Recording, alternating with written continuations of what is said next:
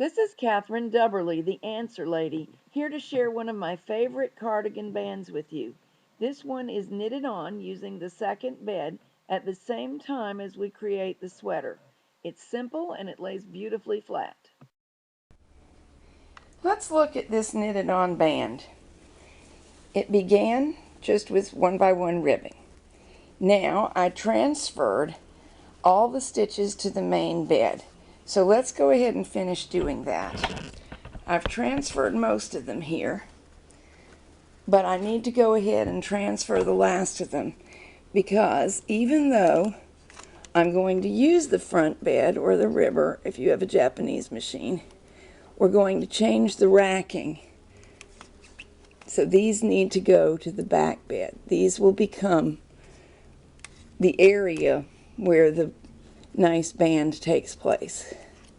So let's get these out of work. Then I'm going to adjust the racking so the two beds alternate flow combs and needles perfectly. Do you see that shift? Now when I pull needles up, they'll pass each other. And that's important for this band. I am demonstrating here on my new Superba just because it's my new toy and I want to. It also does a very good job of this band, but I want to be clear with you that every machine that has two beds can use this method as long as the beds can be set up so that one knits in one direction and one knits in the other direction. This is a fabric that gets 7 stitches per inch, so you just saw me put 7 needles on the front bed in work.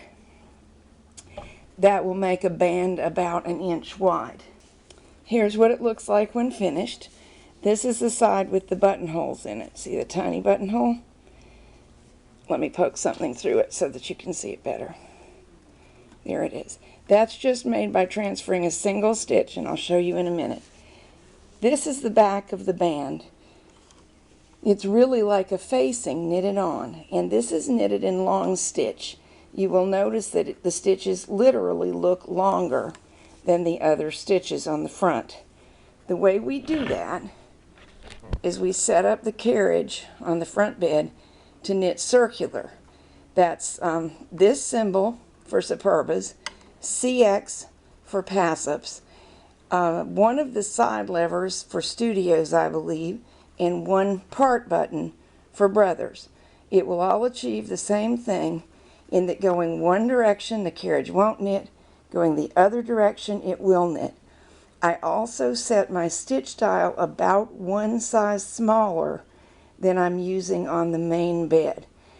For pass-ups and Superbas, I use the back bed as the main bed for this. So most of my sweaters being knitted back here.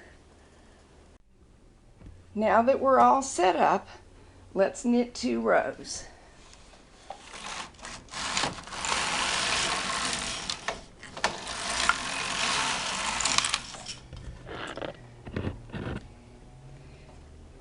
These stitches have picked up and they've started knitting. So we will just keep knitting like that all the way up the sweater front.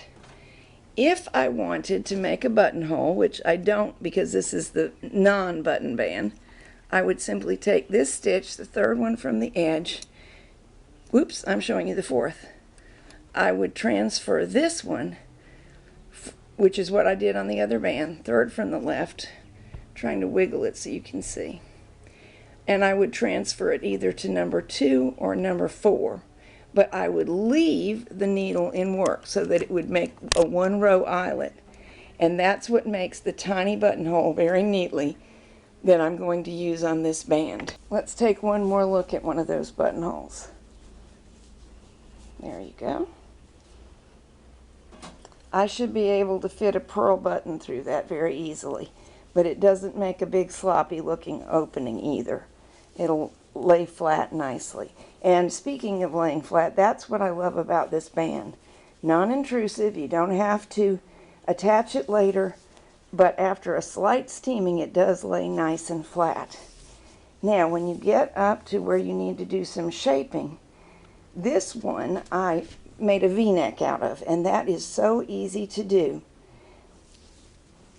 Where the shaping occurs, I moved one stitch towards the body of the work, away from the neckline every time it was time to shape.